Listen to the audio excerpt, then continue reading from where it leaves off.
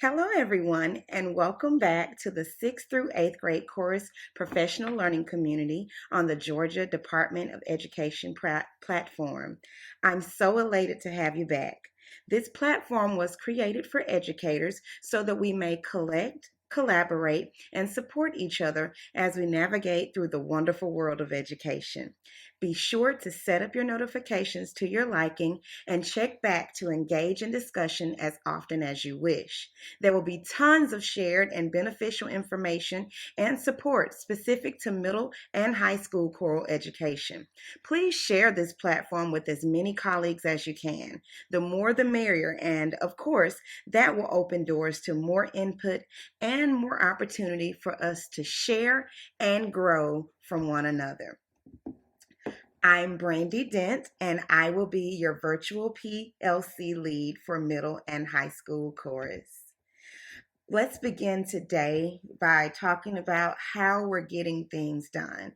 We've gone through such a trying time with the pandemic, and I know many of us are eager to sing with our students and have fun, but there are moments where we kind of crash and burn. So I'm giving you a little bit of me today and the things that I went through and some ways that I kind of grew from them. So I'll tell you about my digital teaching and learning experience. We'll talk about some student activities and project examples. And of course, I'll give you some assessment examples. Um, as I began digital teaching, of course, there were some struggles.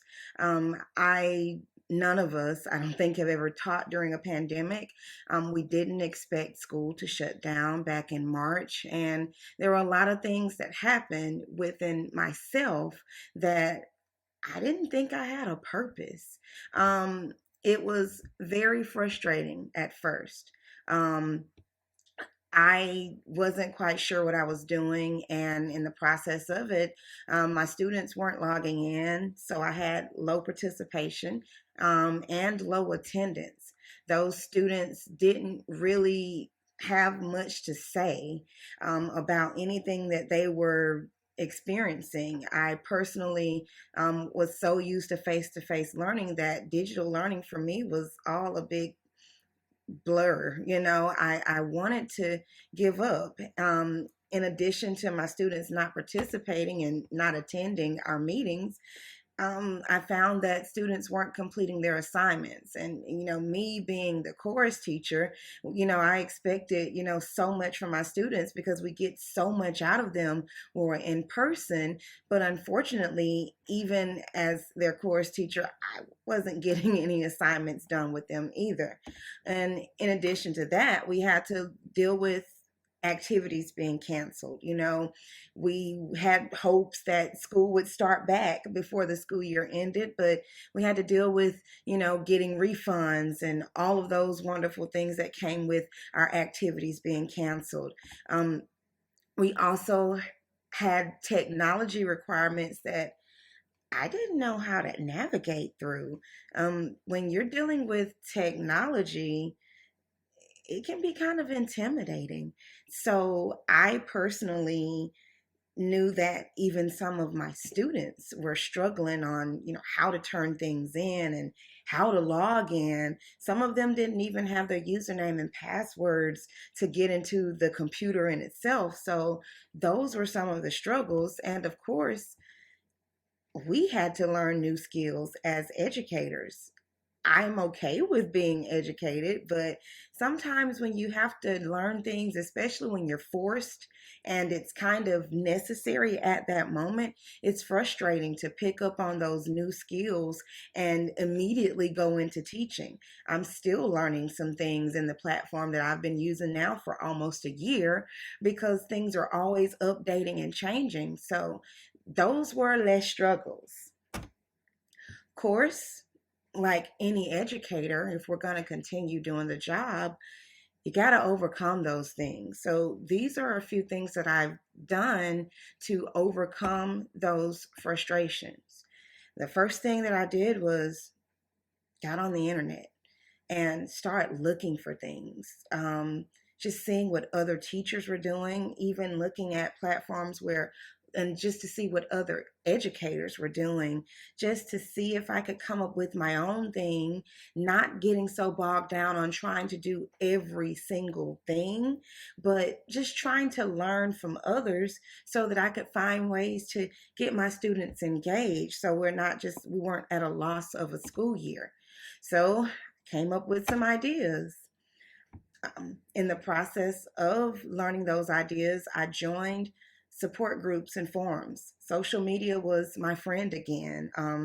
I would ask questions and people would chime in and answer, or I would look at some of the questions others had asked and read the comments and see that, I'm not in this by myself. And whenever I have a question, it seems that there's someone just waiting to give advice or give new strategies to get through it. So I was able to overcome those. Then, of course, what student and what adult doesn't like games? So, in order to help my students log in and give them a fun way of learning, I gave them games. Educational games, yes, but games nonetheless. Another thing I found to be kind of beneficial for my students is choosing an artist of the day. I decided to pick an artist that was relevant to music history. I would pick an artist another day that was relevant to me personally, and I would pick an artist that I knew the students could relate to, someone that they would be listening to right now, and I would give them a few details about that artist. I could make a PowerPoint presentation or find a free video of a biography about them and then play a live video of that artist performing. The students really did like knowing that, especially when they found out that maybe their favorite artist remade a song from an artist that was my favorite. So we were able to find new ways to kind of learn to relate to each other while learning from home. Then I start giving my students performing opportunities. Every day there was a student that wanted to sing for the group. They would pull up their instrumental and just go for it. And it gave them a chance to continue to perform and give them a chance to just really sing and do what makes them feel best. And for us, it was singing. So I gave them those performing opportunities. I also had to have a heart to heart talk with my students about accountability in addition to their parents.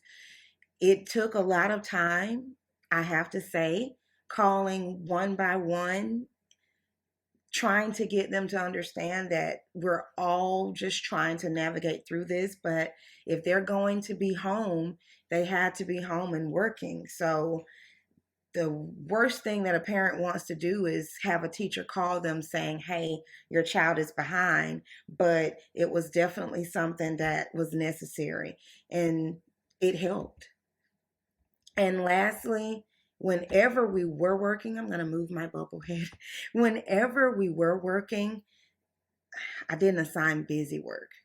One thing that I've learned in education is we do sometimes have more time than needed on some days, but giving out a worksheet or giving out an assignment for the sake of giving out an assignment, let it have a purpose. We all know what standards we want to teach, and we know what we want to hold our kids accountable for when teaching music literacy, but giving them some type of assignment that has no value at all won't work. It only makes the situation even more frustrating. So if you have to give an assignment to the students, and when you do give assignments to students, don't let it just be for the sake of keeping them busy for 80 minutes while you work on something else. Let it be for them to learn. Let it be a learning experience for them every time. Always have intentional planning.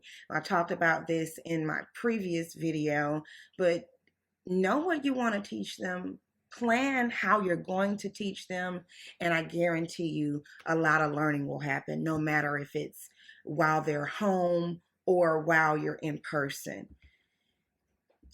Another thing that I did was established norms.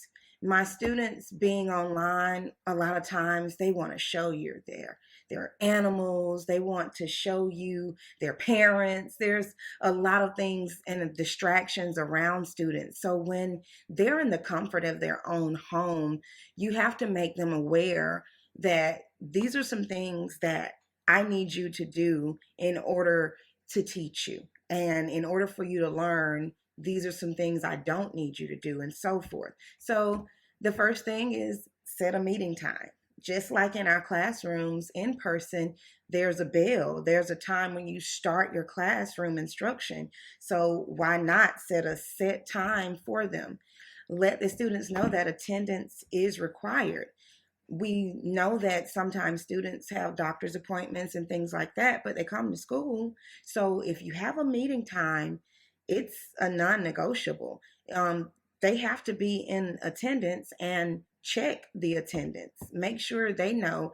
And while you're checking the attendance, let it be a way to keep them engaged. I know for me as a chorus teacher and for you all, singing is definitely an ideal way of checking attendance. When you say a name, have them sing present, or have the students have a certain way of introducing themselves during your meetings so that you know that they're there. While you're teaching, keep them engaged. Just like in the classroom, check for students being distracted and do your best to hold them accountable for paying attention. So do everything you can to keep them, of course, entertained, but as you're giving instruction, make sure that it's engaging activities. One way to make sure they're engaged is require participation. We always have that one or two students that want to answer the questions and they always know the answer. But what about the other, 25?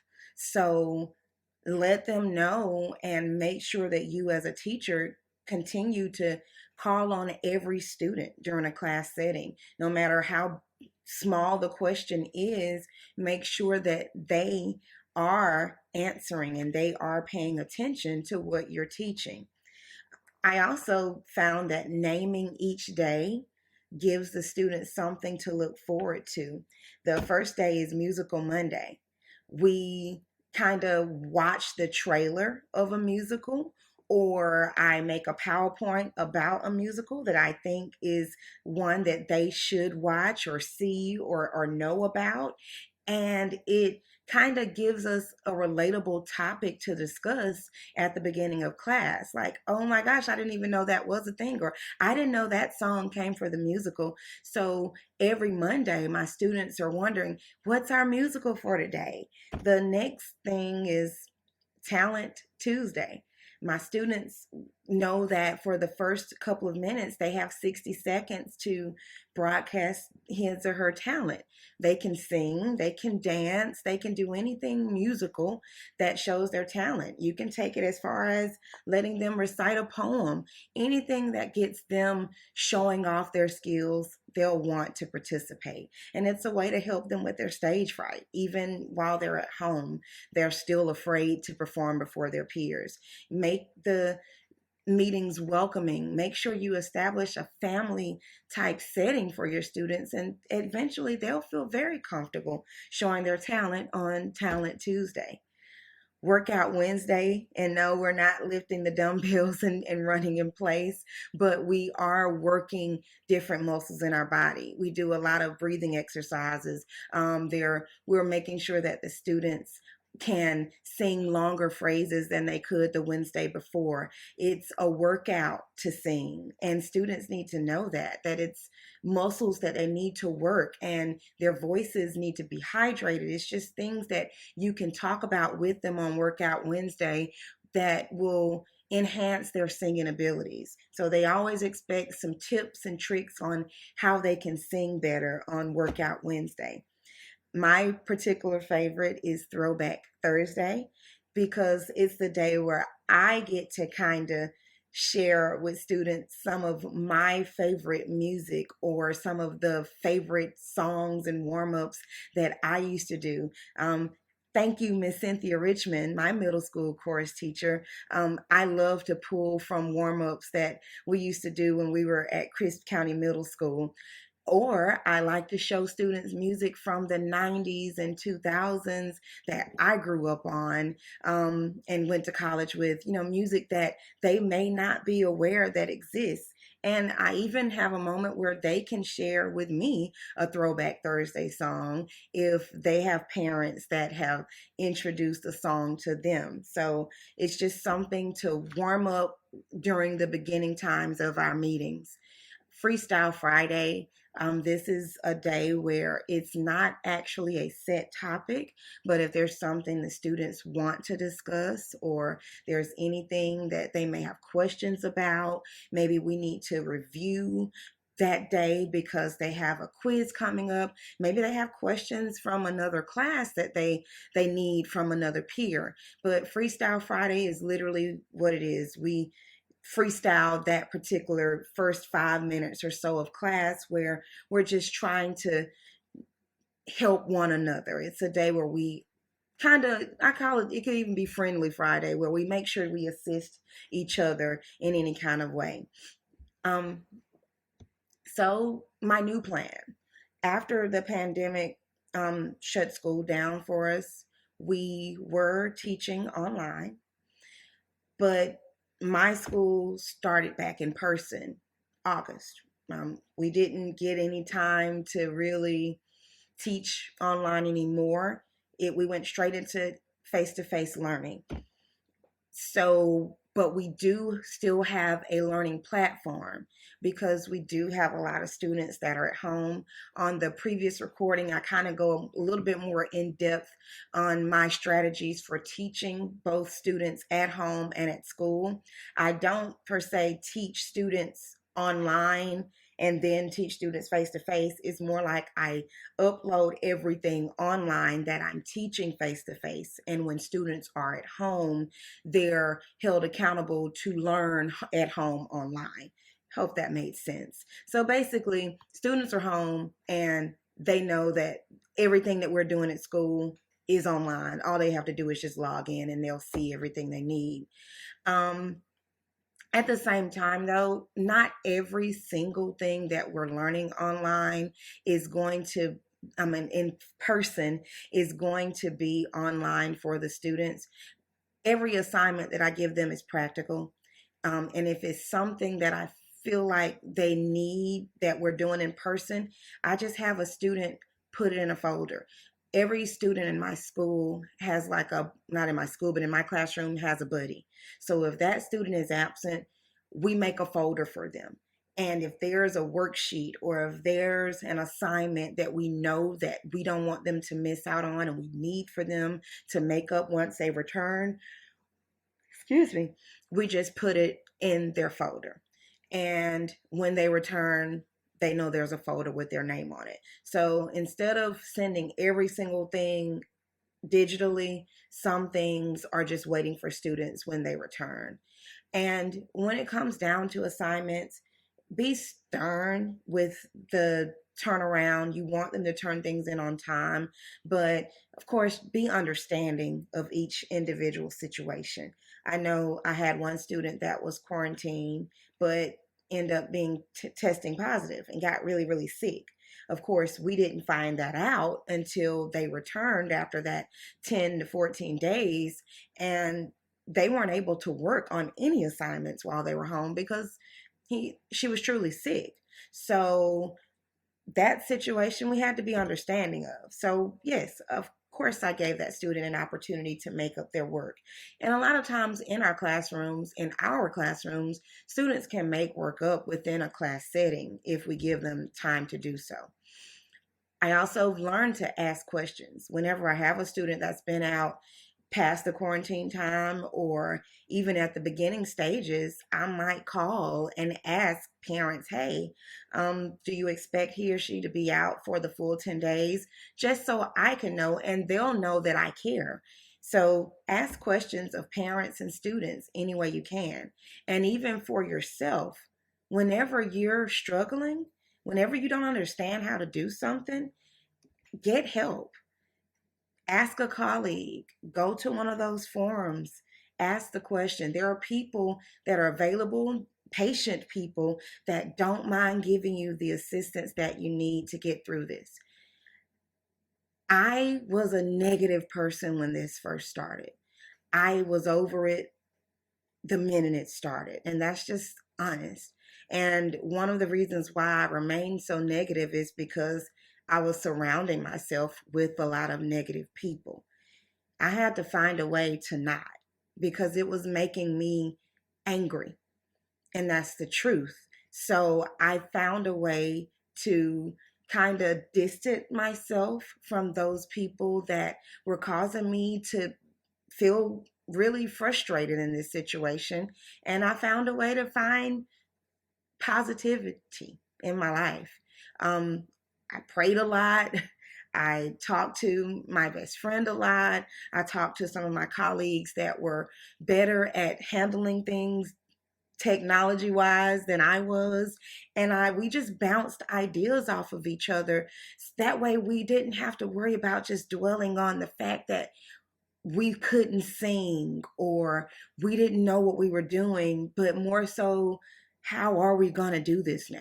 What are we going to do to move forward? And it helps so much when you're surrounded by positive people and not allowing others to just the negativity to creep in. So develop yourself a plan. Even now, we're about at the end of February. Um, Find a way to just get all that negative stuff out and get those negative people out your ear. It's going to help you so much in the long run. So have some goals, have some plans. That's how you're going to be successful. If you want to learn how to do a digital choir or how to do a virtual choir, set that goal and set a plan to learn. Talk to someone, go to a video, look at it, go online, search and do it. That's all it takes, because planning is not optional. You have to plan for every single thing that you're going to teach these kids, every single thing that you're going to do in your classroom. You can't just expect to wing it. We know that musicians are good at improvising, but we have to have some sort of plan. So one student activity that I wanted to do and that I was very successful, thank you, Juliet Brown, for giving me this idea, and that was figuring out who my students were. When we came back in August, a lot had changed with my students, and I noticed it. Some of them had gotten quite reserved. Some of them had found a new skill. Some of them started trying new hobbies. So I found a way to figure out through music who they were. I gave them a soundtrack of my life assignment. And with that assignment, the students were able to tell me their top 5 songs that helped them navigate through the pandemic, their top 5 songs that describe where they were, and the top 5 songs that described how they're feeling now. Just an easy assignment of just music, but it gave them a chance to talk about themselves. Also, give singing assignments. It can be for them sight reading. It could be a rhythm example. It could even be a singing assignment of a piece that you were working on prior to the school shutting down or working on right now. Get them singing again. And it could be individually or as a group, as long as you're within the parameters. Get them singing. And that way you'll get to know your students. The presentation assignment worked really well for me because I set parameters for my students, and I was able to let every student give their presentation within one class setting. My classes, granted, are 80 minutes long. For you, you might have to divide it out, but it would only take a day or two for you to have your students present. The students get to teach, and for some of them, it helps them get the nerves out. Kids, students get to perform. With the singing assignment, you're getting them singing again. And of course, the students learn how to communicate. You can write the script out for them, and they just fill in little blanks according to the parameters you've set for the assignment. But they learn how to communicate and manage that stage fright. That way you don't have to worry about things. Did I spell fright wrong? But anyway, you learn how to teach your students how to get over themselves. They learn how to do things on their own. And another thing I did was I got teachers involved. We played a game called Masked Singers, and that was inspired by me watching the actual show that's out now. So I got teachers to send me in a video of them in masks. They sent me 3 clues. They send me a maskless selfie, and then the students get to guess what singer it was. Of course, I always give out prizes. Socks are always my go-to. Masks are a nice prize. Candy, treats, anything that gets the kids in a competitive mode. I'm going to play what our masked singer looked like in her mask. This is one of my 6th grade teachers.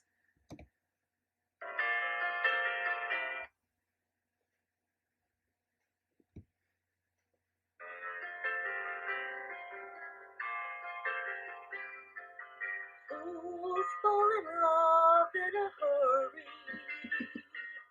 Fools give their hearts much too soon.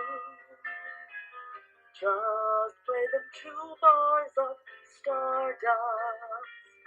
Just hang out one silly moon, and they've got their love torches burning when they should be right back in school. I used to laugh, but now I understand. Shake the hand of a brand new fool.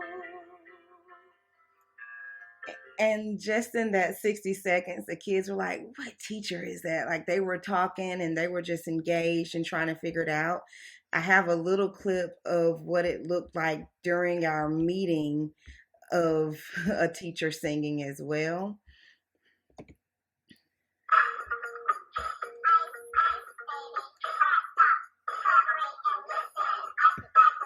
This was a teacher that used Snapchat filter.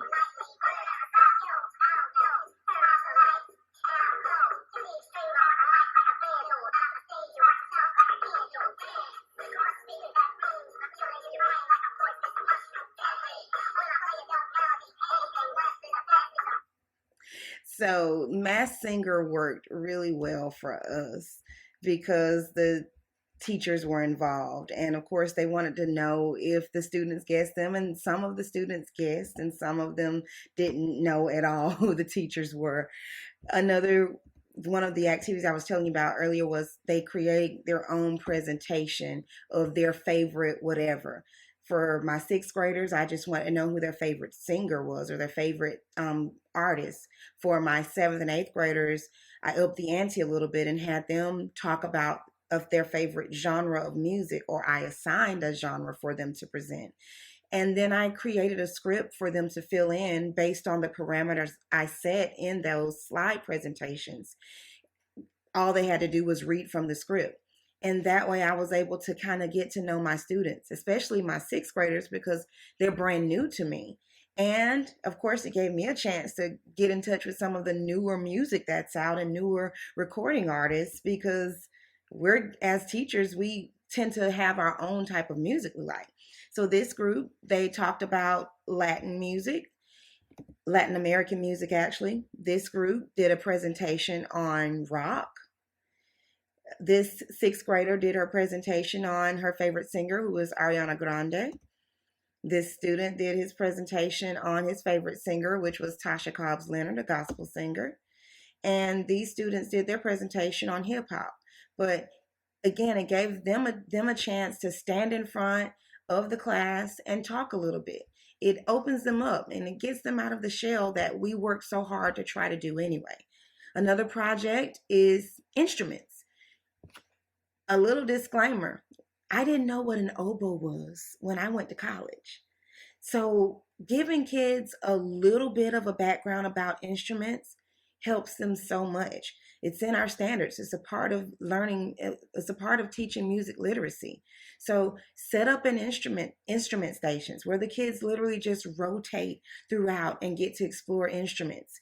You can use technology if you have it in your classroom, or you can use handouts. You can print out handouts, or you can divide them in different groups online so that they can learn about different instruments at a certain time.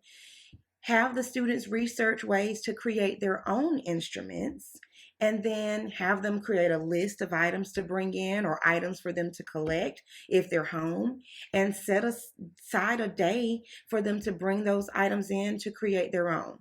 Now, being face to face, I had a backup plan, which is a way for kids to make their own harmonica.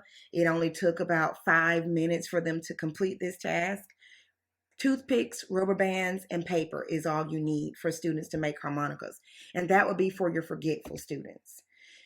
And here are what it looks like for the students to try instrument stations. I have 2 guitars that I purchased online for really, really cheap. Not the expensive guitars, but the regular old acoustic guitars. I was able to purchase a little drum set. I talked about this earlier in my forum, but kids were able to learn a few basics on playing the drums.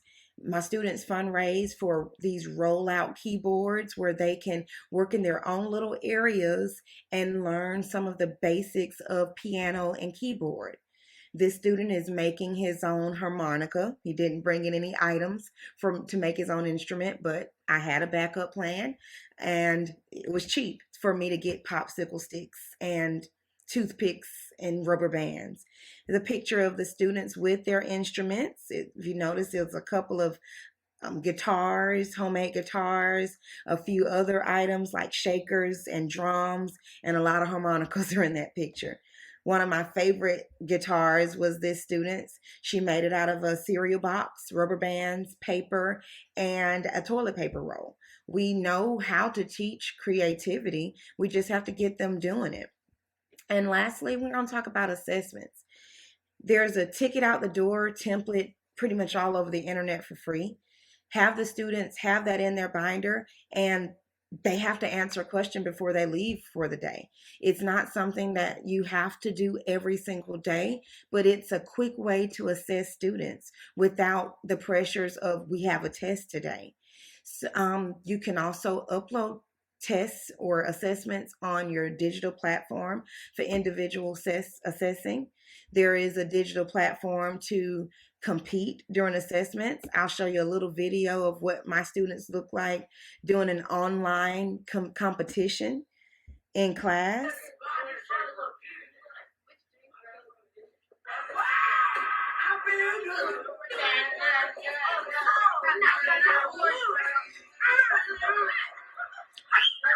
And they do this by simply using their cell phones, or if you have technology in your classroom, or if you're teaching online, you can use the digital platform for free, and you just upload questions for them. And just like that, they can answer in an assessment. You can, as I told before, you can do the ticket out the door, singing and recording platforms, or just have the students use their phones or use a recorder that you purchase for cheap for your students in person. You can have them go outside your door one at a time and sing without even, you don't even have to stop teaching. So there are so many different ways that you can assess individual singing during class. Hey, it's your day to sing a major scale. The more singing they do, the more assessing they do, the better they are at learning. So try your best to do all that you can to navigate through this. Stay positive, stay focused, and keep teaching. Keep having them sing, keep teaching music literacy, and just never stop coming up with new ideas for your students. I thank you again for attending another PLC. Again, my name is Brandy Den. If you have any questions, I'm only an email or a question away in the link. Thank you again, and have a wonderful day.